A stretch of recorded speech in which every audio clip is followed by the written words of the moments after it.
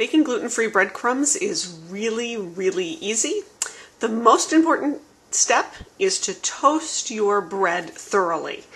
As you can see here, my bread has been cut into thick slices, thick cubes really, and toasted so that it's nice and dry. It's not burnt, but it definitely has a nice golden color to it.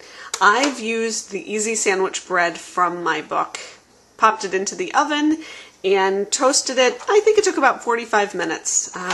Like I say in the directions, you just really want to keep your eye on the breadcrumbs, on the bread cubes, so that they get nice and brown, because moisture is the enemy of good breadcrumbs. Once you've allowed your bread to cool after you've toasted it, the next step is to grind it into crumbs.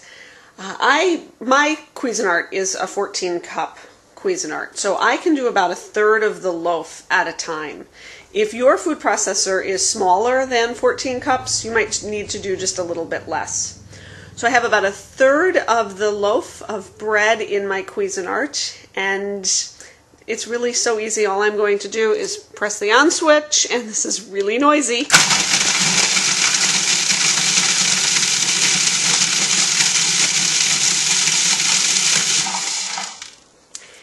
And you can see after a few seconds I have mostly crumbs and there are still a few large pieces. So what you're going to want to do is just pulse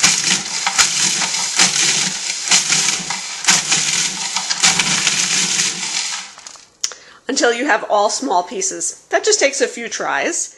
After a few good pulses, you can see that I have gorgeous breadcrumbs. These are yummy gluten-free breadcrumbs. You can use them for anything that you would normally use wheat-filled breadcrumbs. They have a fantastic texture. I store them in a cool, dry place. I don't season them, and whenever I go to make a recipe, that's when I season them. I still have a few cubes left, so I'm going to get to work making the rest of my crumbs. But this is how you make gluten-free breadcrumbs. It could not be any easier.